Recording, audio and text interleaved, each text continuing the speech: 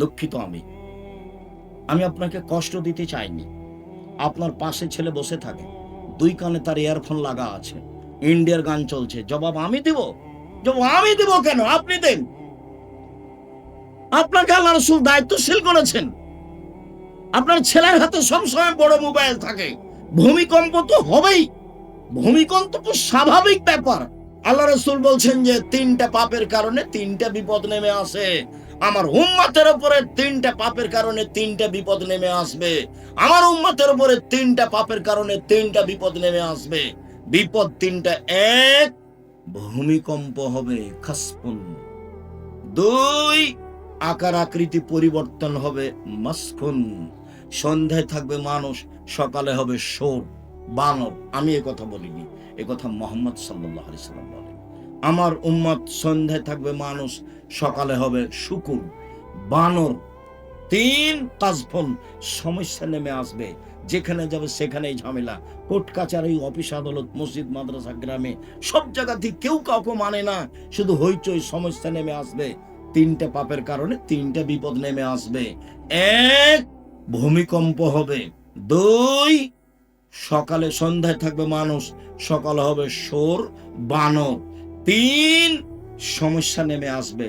5, 1, এজা শারাবুল খমরা, যখন বিড়ি, তামাক, জর্দা, সিগারেট, গুল, নেশাদার দ্রব্য খাবে, পান করবে, তখন এই 3টা বিপদ নেমে আসবে। 2, জাহারাতিল কায়নাত, মেয়েরা যখন নাচবে, তখন এই 3টা বিপদ নেমে আসবে। সব মোবাইলে মেয়ে নাচে, সব দোকানে মেয়ে নাচে, সব বাড়িতে মেয়ে নাচে, প্রায় সব মোবাইলে মেয়ে নাচে। মেয়ের হাতও মোবাইল আছে, আপনার ছেলের হাতও আছে। দুঃখিত, আপনাকে আমি কষ্ট দিইনি, আপনার হাতও আছে, আপনার স্ত্রীর হাতে আছে। এই বাড়িটা হচ্ছে জেনার বন্যা। বন্যা কিসের? জেনার একবারে সয়লাব বন্যা চলছে বাড়ির উপর দিয়ে, সবার হাতে ল্যাংটা মেয়ে নাচছে। রাসূল সাল্লাল্লাহু আলাইহি সাল্লাম বলছেন, আইনানে তাজনিয়ানে জেনা হুমান নাজর, 2 চোখের জেনা হচ্ছে চোখ দিয়ে দেখা। রাসূল সাল্লাল্লাহু আলাইহি সাল্লাম বলেন, আল ওজনানে জেনা হুল ইস্তেমাও, 2 কানের জেনা হচ্ছে কান দিয়ে শোনা। রাসূল সাল্লাল্লাহু আলাইহি সাল্লাম বলেন, ওয়াল ইয়াদি জেনা হাল বাতস, হাতের জেনা হচ্ছে হাত দিয়ে ধরা। রাসূল সাল্লাল্লাহু আলাইহি সাল্লাম বলেন, রিজল জেনা হাল মাসি, পায়ের জেনা হচ্ছে এই পথে চলা। জেনাবু কাল তাতামানা তাস্তাহি, অন্তরের জেনা হচ্ছে পরিকল্পনা করা। জেলাল নেশান উৎক, জিহ্বার জেনা হচ্ছে মুখে কথা বলা। সব জেনা। এবার আপনি একটু বসে সুন্দর করে ঠান্ডা হয়ে চিন্তা করেন, আপনার বাড়ির অবস্থা, আপনার টিভির অবস্থা, আপনার মোবাইলের অবস্থা, আপনার মেয়ের মোবাইলের অবস্থা, আপনার ছেলের মোবাইলের অবস্থা। দুঃখিত, যেটা এতক্ষণ পর্যন্ত বললাম যে আমও গেল, ছালাও গেল, কাঁদতে কাঁদতে 2 চোখও গেল, এখন তার চেয়ে অবস্থা খারাপ। সেটা কি? সেটা যেটা আল্লাহ বলেছেন। আল্লাহ কি বলেছেন? আল্লাহ বলেছেন, বুঝেও বুঝে না ওরা, অন্তর আছে বুঝে না, দেখেও দেখে না ওরা, চক্ষু আছে দেখে না, শুনেও শোনে না ওরা, কান আছে শোনে না। উলায়েকে কালানাম, তারা পশু প্রাণীর মতো, তারা গরু ছাগলের মতো, তারা কুকুর শিল্পের মতো, বালুম বাজার, বরং তার চেয়ে খারাপ। এই কথা আল্লাহ বলছে। আল্লাহ এবার কত নিচে চলে গেছিল মানুষের স্বভাব বুঝাতে গিয়ে। ওরা তো বুঝে, অন্তর আছে, ওরা তো দেখে, চক্ষু আছে, ওরা তো শোনে, কান আছে, তারপরেও তারা কুকুর শ্রীগানের মতো, গরু ছাগলের মতো, বরং তার চেয়ে খারাপ। খারাপই তো অবশ্যই। কোন দিক দিয়ে আপনি নিজেকে বাঁচাবেন? আপনার ছেলে ভালো, এটা আমিও মেনে নিলাম, তো ভালোর ফলাফল কি সেটা আপনি দেখবেন। বাপ হিসেবে জন্ম আপনি দিয়েছেন, আপনি পিতা, জবাব আপনাকে দিতে হবে। এই কথা আমি বলিনি, এই কথা মুহাম্মদ সাল্লাল্লাহু আলাইহি সাল্লাম বলেন। তিনি বলেন, কুল্লুকুম রাইন কুল্লুকুম মাসউলুন রায়াতিহি, প্রত্যেক মানুষ নিজ নিজ দায়িত্বশীল, দায়িত্ব সম্পর্কে জবাব দিতে হবে। তিনি বলেন, আল ইমামুল নাস রাইন মাসউলুন রায়াতিহি, যারা দেশের নেতা, যারা দেশের সরকার, যারা দেশের বিভিন্ন সমাজে দায়িত্ব পালন করে, তাদেরকে তার দায়িত্ব সম্পর্কে জবাব দিতে হবে। আর রাজুল রাইন ফি আহলি বাইতিহি, যে বাড়ির মালিক, যে এই বাড়ির পিতা, যে এই বাড়ির স্বামী, যে মেয়ের বাপ, যে বৌমার শাশুড়ি, শ্বশুর, একে জবাব দিতে হবে তার বাড়ি সম্পর্কে। জবাবে পরাজয় হলে ফলাফল খারাপ হবে। এবার তিনি আরো নিচে এসে বলছেন, ওয়াল মারাতু রায়াতুন ফি বাইতি যাওজিহা, আপনার স্ত্রী চাঁপাইনবাবগঞ্জের ভাষাতে গীতাইন। বৌমার শাশুড়ি, মেয়ের মা, আপনার স্ত্রী, এই বাড়িতে যা কিছু ঘটছে সব তাকে জবাব দিতে হবে। হাদিস বুখারী মুসলিম। এবার তিনি আমাদের কাজের মেয়ে রাখাল কিরসানের কাছে চলে আসলেন। ওয়াক্তুর রাজুল রাইন হসরুন রায়াতিহি, যে বাড়ির দাস দাসী কাজের মেয়ে, তার কাজ সম্পর্কে বিচার মাঠে জবাব দিতে হবে। সম্মানিত দিনী ভাই বোন, রাসূল সাল্লাল্লাহু আলাইহি ওয়াসাল্লাম আফসোস করে বলে গেছেন, পৃথিবীর মানুষ, আমি জাতির সামনে আফসোস করে গেলাম। এক, আমার উম্মত গোপন পাপে লিপ্ত হবে, এটাই আমার আশঙ্কা। পৃথিবীর মানুষ শুনে রেখো, আমার উম্মত গোপন পাপে লিপ্ত হচ্ছে। ভাইজান, আমি আমার মাকে খুব ভালোবাসি, সেই জন্য আমার মায়ের ছবিটা সুন্দর করে কাঠ দিয়ে সাজিয়ে ঘিরে রেখেছি। তো বলেছে আপনি কুসন্তান। যেমন আমাকে বলেছে, আমি বলেছি আপনি কুসন্তান। চোখ ছানা বড়া, বলেন কি আপনি? আমি কুসন্তান মানে? জি, আপনি অশিক্ষিত সন্তান, আপনি কুসন্তান। কষ্ট পেলেন ভাইজান? তা বলছে আপনি কষ্ট পেলেন, আমার কিছু করার নেই। যেদিন আপনার মা মারা গেছিল, সেদিন আপনি মাকে কবর দিয়ে এসে বাড়িতে ঢুকে পাসপোর্ট সাইজের ছবিটা এভাবে ছিঁড়ে ফেলে দিয়ে কবরের পাশে গিয়ে বলতেন একটু, আল্লাহ, কিছুই যদি না জানেন তো বলতেন, আল্লাহ, আমার মা কিছু ভুল ত্রুটি থাকলে তুমি মাফ করো। আমি তার সন্তান হিসেবে বলছি, আমি তার নামে কিছু দান করি, তুমি আমার মাকে মাফ করো, তুমি তার কবরটা প্রশস্ত করো, তুমি তার কবরটা আলোকিত করো। তখন আপনি হতেন সুসন্তান। তো যারা কবরে ফুল চড়াচ্ছে তারা কবরের কি করছে বলেন তো দেখি? ওর কবরের ফুল চড়াটা আর ওই বেগম রোকেয়ার ওই ইয়েকে পর্দার উপরে লাথি মারাকে দুটো আমার একসাথে মনে পড়ে। কথার কথা, ঘটনা পার্টনার হতে পারে, আপনার এই স্টেশনের নয়। তো আমি এই স্টেশনের কথা দিয়ে বলছি যে চাঁপাইনবাবগঞ্জের বেশ কিছু পর্দাশীলা মহিলারা হজে যাব। তো মাওলানা এহসানুল্লাহ সাহেব আহলাদিস মানুষকে সঠিক আকীদায় হজ করান, ওনারই কাফেলায় আছি আমরা, কয়েকবার আমি গেছি। এখন এখানে তার মাহারাম যারা, তারা পর্দা বেশি করেতে ওরা ওদেরকে চাদর দিয়ে ঢেকে দিয়েছে। তাহলে তোমরা থাকো, আমি আসছি।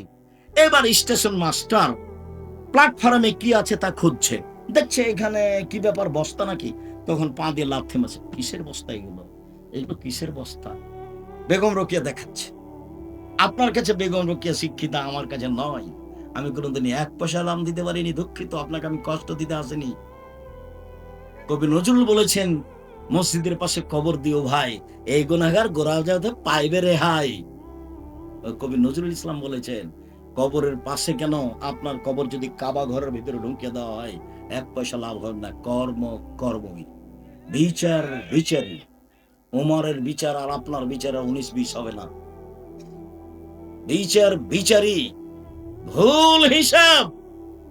আরে ঠাকুর বাঙালিদের শত্রু, ঠাকুর বিশ্ববিদ্যালয়ের শত্রু, ঠাকুর মুসলমানের শত্রু, ঠাকুর জাতির শত্রু।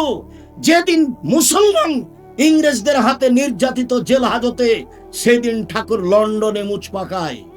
সেই ঠাকুরও গেল আমার ছেলে বলে, আমি এই বিদ্যাকে স্বীকৃতি দিনি। জাতির যদি রাস্তাঘাট করে দিতে না পারি, জাতির যদি স্কুল কলেজ করে দিতে না পারি, জাতিকে চূড়ান্ত সঠিক ধর্ম দিতে পারবো ইনশাআল্লাহ। ধর্মের ব্যাপারে জাতিকে ফাঁকি দিয়ে পরকাল হারাতে রাজি নই। ঠাকুরকে সরিষা সম পরিমাণ সম্মান দিতে রাজি নই। ঠাকুর আমার জাতীয় শত্রু, ঠাকুর মুসলমানের শত্রু, ঠাকুর বাঙালিদের শত্রু, ঠাকুর ঢাকা বিশ্ববিদ্যালয়ের শত্রু। মুসলমান যেদিন ইংরেজদের হাতে নির্যাতিত, সেদিন ঠাকুর লন্ডনে মুচ পাকায়। এসব হয় না আপনার? তার গান আমার ছেলে দিন রাত বলে, ও কালিমা তোমার আকাশ, ও কালিমা তোমার বাতাস। কালিমার বাবার আকাশ, কালিমার বাবার বাতাস, এটা হতে পারে? ও আমাকে 5,000 কোটি টাকার মামলা করেছে আমার বিরুদ্ধে, ওই এতে সিলেট কোর্টে। আমি কি করেছি? ঠাকুরের নিন্দা করেছি, মানহানির মামলা। আমি দাঁড়িয়েছি কোর্টে কাঠগড়াই। তো আমাকে জজ বলছে, আপনি পিস টিভির আলোচক? জি। তো ঠিক আছে, আপনার মামলা আমি খারিজ করে দিই। প্রথম দিনই আমাকে জিজ্ঞাসা করলেন, আপনি পিস টিভির আলোচক? বলেছি, আপনার মামলা খারিজ। আর যেদিন আমি সুনামগঞ্জ সিলেটে উপস্থিত হলাম, 1,000 কোটি টাকার মামলা, ঘটনা এটাই।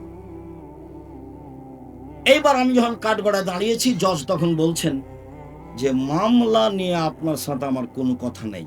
মামলার নথিটা এইভাবে উল্টে ধরলেন, ধরে বলছেন যে আপনি এই জন্য কাঠগড়ায় এসেছেন এটা আমার মনে হয় না। তো উনি তখন বলতে লাগলেন যে আপনি বলেছেন এই, আপনি বলেছেন এই, আপনি বলেছেন এই, আপনি বলেছেন যে গাভীর পেশাবে কাপড় ভিজিয়ে সলাত আদায় করা যাবে, আপনি বলেছেন রাসূল সাল্লাল্লাহু আলাইহি সাল্লাম তার স্ত্রী কিনে গোসল করছিলেন, তখন উভয়ের পরনে কাপড় ছিল না। এই সব কারণে আপনাকে কোর্টে আসতে হয়েছে। এখন উকিল আমাকে বলেছেন যে এতদিন তো আপনার কথা শুনেছি, আজকে আপনি আমার কথা শুনবেন, মুখ খুলবেন না। এরা কিন্তু জজ, হাকিম নড়ে তো হুকুম নড়ে না, মুখ খুলবেন না, যা বলবে বলবে। আমি আর এখন কি বলি, আমি মুখ বন্ধ করে আছি। ও 14 মিনিট কথা বললো, এটা সব কিছু নিয়ে মামলার কোনো কথা নাই, যান আপনাকে ইয়ে দিয়ে দিলাম, কি ওকে বলে, জামিন দিয়ে দিলাম। এর সামনে যারা ছিল তারাকে সাবধান করে দিল, ওনার সাথে আপনারা কেউ কথা বলবেন না। সম্মানিত দিনী ভাই বোন, বলছিলাম সুদ মহাপাপ। জাবির রাদিয়াল্লাহু তাআলা আনহু বলেন রাসূল সাল্লাল্লাহু আলাইহি সাল্লাম লানা রাসূলুল্লাহ সাল্লাল্লাহু আকালা রিবা ওয়া মুকিলাহু ওয়া কাতিবাহু ওয়া শাহিদাইহি, যে সুদ খায় সে অভিশাপ, যে সুদ দেয় সে অভিশাপ, যে সুদ লেখে সে অভিশাপ, যে সাক্ষী থাকে তার উপরে অভিশাপ। সবাই সমান, সুদদাতা, সুদ গ্রহীতা, সুদের সাক্ষীদাতা, সুদের লেখক, সবাই সমান, সবার জন্য জাহান্নাম অপেক্ষা করছে। আল্লাহ রাসূল বলছেন কুল্লু কারজিন যারা নাফাকান ফালাহু রিবা, প্রত্যেকে ঋণ যেটা সুদ নিয়ে আসে, বর্ধিত কিছু নিয়ে আসে, সেটাই সুদ। সম্মানিত দিনী ভাই বোন, জাবির রাদিয়াল্লাহু তাআলা আনহু বলেন রাসূল সাল্লাল্লাহু আলাইহি সাল্লাম বলেছেন আয-যাহাবু বিয-যাহাব, স্বর্ণের বিনিময়ে স্বর্ণ, আল ফিজ্জা বিল ফিজ্জা, রূপার বিনিময়ে রূপা, অশাইর বিশাইর, জবের বিনিময়ে জব, অল বুররু বিল বুর, গমের বিনিময়ে গম, অল মিলহু বিল মিলহ, লবণের বিনিময়ে লবণ, মিসলাম বে মিসলিম, সমান সমান, এদান বে এদিন, নগদ নগদ, সমান বে সমান, সমান সমান। ফালা তুসিফু, কমবেশ করো না, কমবেশ করো না, এটাই হবে সুদ। কমবেশ করো না, এটাই হবে সুদ। আবু সাঈদ খুদরি রাদিয়াল্লাহু তাআলা বলেন যা বেলালুন বেতামারিন বারনিন, খুব দামি খেজুর নিয়ে বেলাল আসলেন মদিনায়। আল্লাহ রাসূল বলেন মা হাজা বেলাল, এসব খেজুর কেমন? তখন বেলাল রাদিয়াল্লাহু তাআলা বলছেন ইনদানা তামারুন রাদিয়ুন, আল্লাহর নবী আমার কাছে এই কি কিট, আমাদের যেগুলো আম বিক্রি করে না ফেলে দেয়, সেগুলোর নাম কি? কিট আম। আল্লাহ রাসূল আমাদের কাছে কিছু কিট খেজুর ছিল যেগুলো ফেলে দেওয়ার মতো, সেগুলো দিয়ে কি করেছি? বেতো সাইন বেসাইন, 2 সা দিয়ে 1 সা নিয়েছি, 5 কেজি দিয়ে 2.5 কেজি নিয়েছি, 5 কেজি দিয়ে 2.5 কেজি নিয়েছি। তখন আল্লাহ রাসূল বলছেন ও আইনুর রিবা, আইনুর রিবা, এটাই হচ্ছে আসল সুদ, এটাই হচ্ছে নগদ সুদ, এটাই হচ্ছে আসল সুদ। করেছো কি তোমরা? যদি চাও যে ভালোটা নিতে হবে, বা তামারা এটা খেজুর বিক্রি করে দাও, এই টাকা দিয়ে ভালোটা কিনো, এটা পরিবর্তন করে নিয়ে আসো না, এটাই হলো সুদ। একদিন সাহাবীগণকে জিজ্ঞাসা করছেন শোনো, যেগুলো খেজুর বাড়িতে আছে শুকা, আর যেগুলো গাছে আছে ওগুলো নামালে কি শুকালে ওজন কমে যাবে? তখন সাহাবীগণ বলছেন হ্যাঁ, ওটা শুকালে তো ওজন কমে যাবে। শোনো শোনো শোনো, তাহলে বাড়িরটা দিয়ে গাছেরটা বিক্রি হবে না, বাড়িরটা দিয়ে গাছেরটা বিক্রি হবে না। কেন হবে না ভাইজান?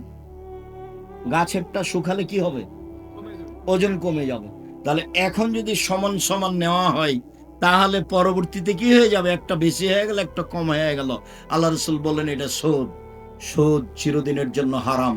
সম্মানিত দিনী ভাই বোন, রাসূল সাল্লাল্লাহু আলাইহি সাল্লাম বলছেন ইয়াতি আলান নাসে জামানুন লা ইয়াবুলিন নাস মা খাজাবনা মিনাল হালাল আমিনাল হারাম, অচিরেই মানুষের উপরে এমন একটা সময় চলে আসছে, মানুষ বিবেচনা করবে না এই টাকা বৈধ না, এই টাকা অবৈধ, চাকরিকে হিসাব করবে না, টাকা উপার্জনকে হিসাব করবে না, পরোয়া করবে না সেটা বৈধ না অবৈধ, শুধু খালি অঙ্ক কষলে টাকা চলে আসে। অথচ টাকা আসার পর 4টা, 1 দিন মজুরি, 2 চাকরি, 3 জমি চাষ, 4 ব্যবসা। যদি ব্যবসা পার্টনারে হয়, 2 জন মিলে যদি ব্যবসা করেন তাহলে তৃতীয় জন আল্লাহ। যদি 4 জন মিলে ব্যবসা করেন, পঞ্চম জন আল্লাহ। যদি 10 জন মিলে ব্যবসা করেন, 11তম আল্লাহ। ব্যবসা চলতে চলতে কেউ যদি কাউকে ঠগিয়ে 10 টাকা সরিয়ে নেয়, তখন আল্লাহ বলবেন যে তোমরা থাকো, আমি গেলাম। তখন মারামারি লেগে যাবে, মামলা হয়ে যাবে, বাস টাকা পয়সা শেষ। জি, কামের মধ্যে নেই। তখন আল্লাহ রাসূল আর একটা বললেন, ঠিক আছে একাই ব্যবসা করো। আত-তাজির আস-সাদুকাল আমিন, সত্যবাদী বিশ্বস্ত ব্যবসায়ী যারা, তারা বিচারের মাঠে নবীদের সাথে থাকবেন, তখন আর পার্টনারে নয়। একাই ব্যবসা করেন। সবচেয়ে ছোট ব্যবসায় চলে আসেন, সেটা কি আব্দুল রাজ্জাক সাহেব? সেটা চকলেট। আমি চকলেটের কথা বলি না, আমি বলি সেজন্য বলছি। কলা, লোন নেওয়া লাগবে না, টাকা পয়সা বেশি হতে কতদিন সময় লাগবে? 30 থেকে 35 বছর। একদিনই আপনি কলিকাতায় হিরোইন কিনলেন, ঢাকায় বিক্রি করলেন, কোটি টাকার মালিক হয়ে গেলেন, এর নাম ব্যবসা নয়। ভুল হিসাব, এর নাম ব্যবসা নয়। ব্যবসা রিক্সে চলে, ব্যবসা করে খেতে হবে, ছোট ঘর বড় হোক। এটা আপনি মাথায় শক্ত ভাবে নেন। আল্লাহ রাসূল বলছেন, শোনো, ব্যবসায় মিথ্যা কথা চলে আসে, কসম চলে আসে, ফাসুবহু বিসাদকা, মাঝে মধ্যে দান করে দাও। সম্মানিত দিনী ভাই বোন, ব্যবসা করলে নবীর সাথে থাকা যাবে, এইটা কেন? এটা কেন জানেন? ব্যবসা করলে অসহায় মানুষকে সহযোগিতা করা যায়। দিন মজুর তো সন্ধ্যায় টাকা শেষ হয়ে যায়, ফকিরকে কি দিবে ও? যে চাকরি করে তার 25 দিনে শেষ হয়েছে, ও ফকিরকে মা বলেছে, বেটা এ মাসে কিছু টাকা দিও বেটা, বাড়িতে খুব জরুরি। আচ্ছা ঠিক আছে মা, দেখি, পারলে চেষ্টা করব, দেখবো। তো 25 দিনে টাকা শেষ হয়েছে, আরো ঝামেলা লেগে গেছে, তখন আরো আগে শেষ হয়ে গেছে। আম্মা তাহলে এ মাসে হলো না, দেখি চেষ্টা করবো। একদিনও দিতে পারলো না, বসছে। আর জমি চাষ তো কিছু করতে পারবে না, পুরোভাবে হিসাব করলে লস হবে, তাই না ভাইয়া? খুব অক্ষরে যদি জমি চাষ হিসাব করে তাহলে লসই হবে। তাহলে এখন টিকলো কি? ব্যবসা। ব্যবসা করবে যে সে আজ হোক আর কাল হোক অসহায় মানুষের পাশে দাঁড়াতে পারবে। শুনুন সম্মানিত দিনী ভাই বোন, বলছিলাম হজ করে জান্নাত পাওয়া যায়, জান্নাত কিনা যায় না। উমরা করে জান্নাত পাওয়া যায়, জান্নাত কিনা যায় না। সালাত আদায় করে জান্নাত পাওয়া যায়, জান্নাত কিনা যায় না। রমজান মাসে সিয়াম রোজা থেকে জান্নাত পাওয়া যায়, জান্নাত কিনা যায় না। শুনুন, তাসবিহ তাহলিল জিকির আজকার করে জান্নাত পাওয়া যায়, জান্নাত কিনা যায় না। জান্নাত কিনার একটাই পথ, সেটা হলো দান। যেটার কথা আগে কিছুক্ষণ আগে কওমি মাদ্রাসার কথা বলছিলেন, এটা হচ্ছে আপনার মাদ্রাসাটার নাম কি আমাদের? নবাব। আমার পড়াশোনাও কওমি মাদ্রাসায়, থাকা খাওয়া আজও সব কওমি মাদ্রাসায়। আমি কওমি মাদ্রাসাকে ভালোবাসি। চাঁপাইনবাবগঞ্জের যেটা আমার কাছে সবচেয়ে প্রিয়, সেটা হচ্ছে দারুল হাদিস মাদ্রাসা। আপনার দানের জায়গা হবে এই জায়গা, শিরক মুক্ত প্রতিষ্ঠান, বিদআত মুক্ত প্রতিষ্ঠান। আপনি দান দিয়ে জান্নাত কিনে নেবেন। আল্লাহ বলছেন, পৃথিবীর মানুষ, আমি তোমার টাকার বিনিময়ে, তোমার জানের বিনিময়ে জান্নাত বিক্রি করে দিলাম, না কিনে নাও। হজ করে জান্নাত পাওয়া যায়, কিনা যায় না। অসহায় মানুষের পাশে দাঁড়ালে জান্নাত কিনা যায়, জান্নাত পাওয়া লাগে না, কিনেই তো নিয়েছি। আল্লাহ বলেছেন, নবী বলেছেন, দানটা যেন ভালো জায়গায় হয়। বলছিলাম সম্মানিত দিনী ভাই বোন, রাসূল সাল্লাল্লাহু আলাইহি সাল্লাম বলেন, লা ইয়াদখুলুল জান্নাতা জাসাদুন গুযিয়া বিল হারাম। ওই সব শরীর জান্নাতে যাবে না যেগুলো হারাম উপায়ে বাড়ে।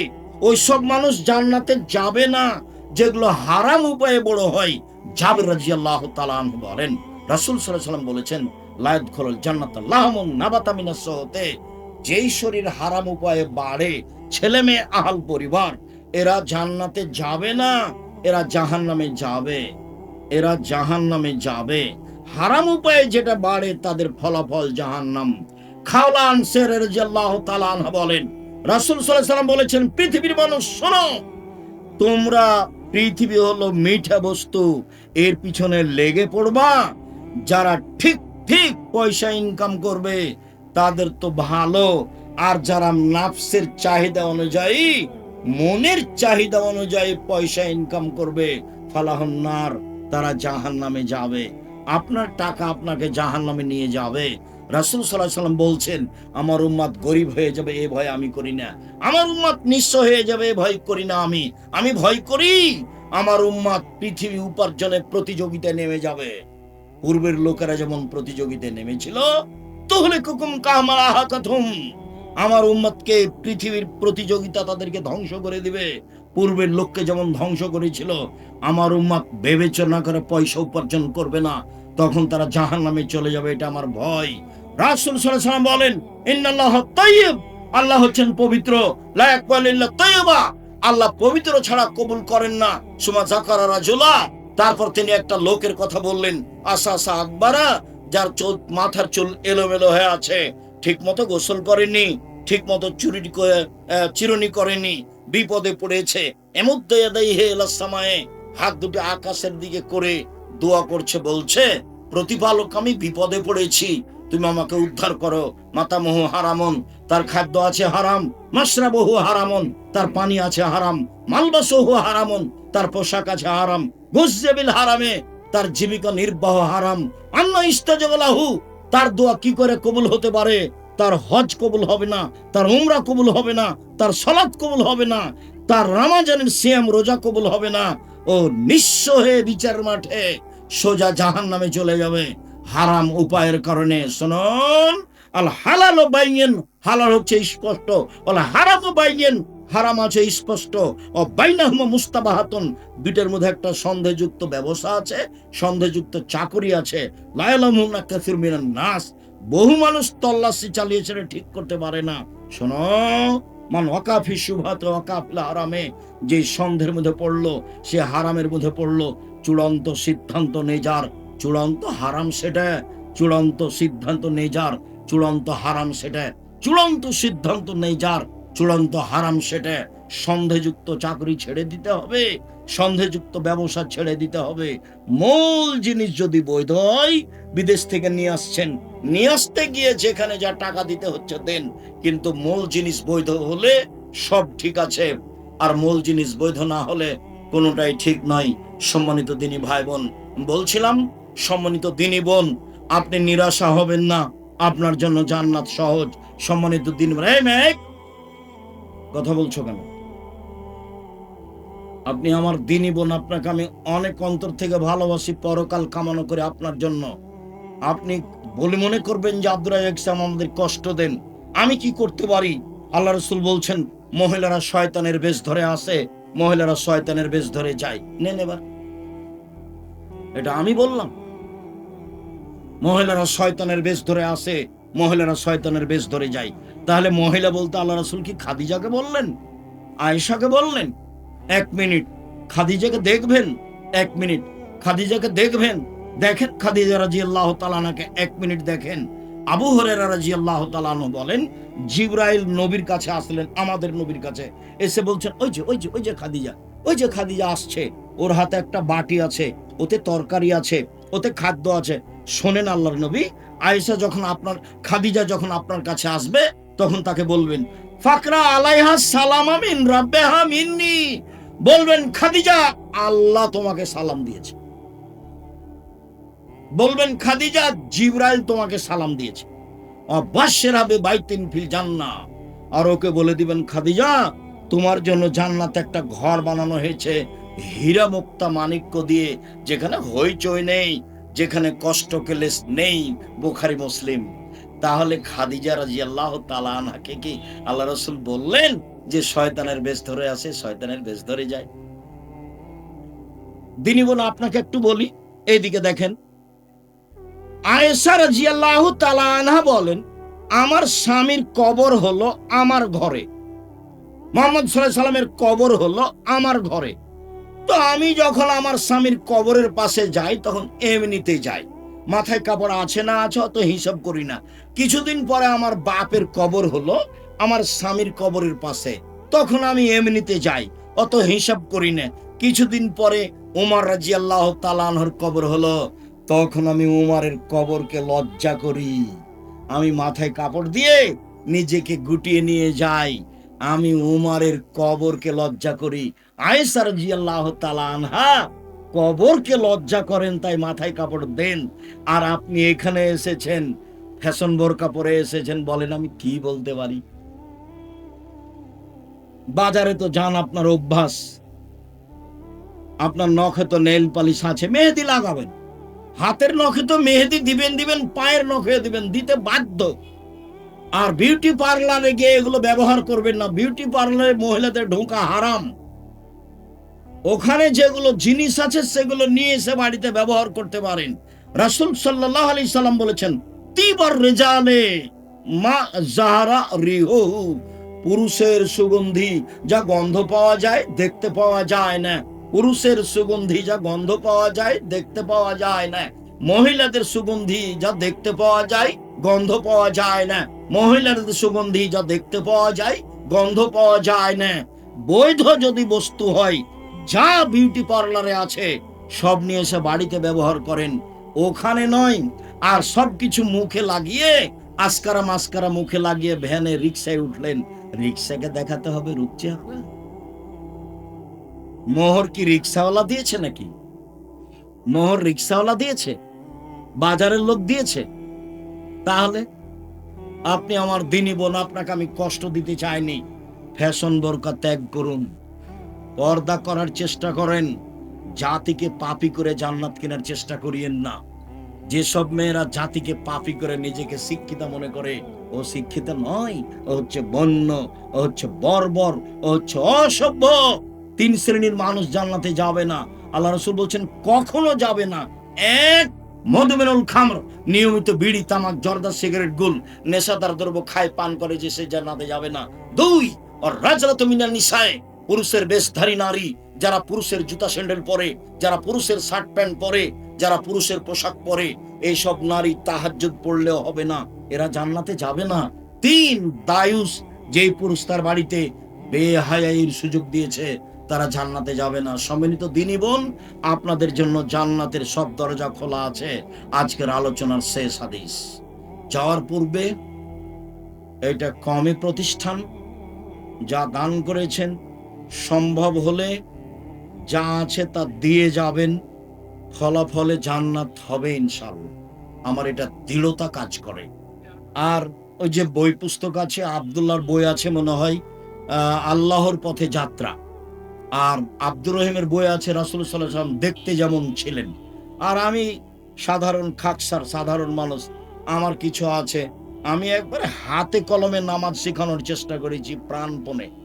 সবকে হাদিস দিয়ে সুন্দর করে সাজিয়েছি। নামাজ শিক্ষা আর উপদেশ বইতে যা বলি সব তো আছেই। আদর্শ নারী আদর্শ পরিবার আছে। রাসূল সাল্লাল্লাহু আলাইহি ওয়াসাল্লাম বলেছেন, মেয়েদের জন্য জান্নাতের সব দরজা খোলা। 1, 5 ওয়াক্ত সালাত। 2, রমজানের সিয়াম রোজা। 3, স্বামীকে মেনে চলা। 4, জেনায় লিপ্ত না হওয়া। তাহলে জান্নাতের সব দরজা খোলা। 1, 5 ওয়াক্ত সালাত। 2, রমজানের সিয়াম রোজা। 3, স্বামীকে মেনে চলা। 4, জেনায় লিপ্ত না হওয়া। জান্নাতের সব দরজা খোলা। সম্মানিত দিনী ভাই বোন, আজকের আলোচনা কিছু বাকি রেখেই শেষ করে দিলাম। সুদ থেকে অবশ্যই বেঁচে থাকবেন। আমাদের যারা মারা গেছে আমরা তাদের জন্য দোয়া করি। আল্লাহ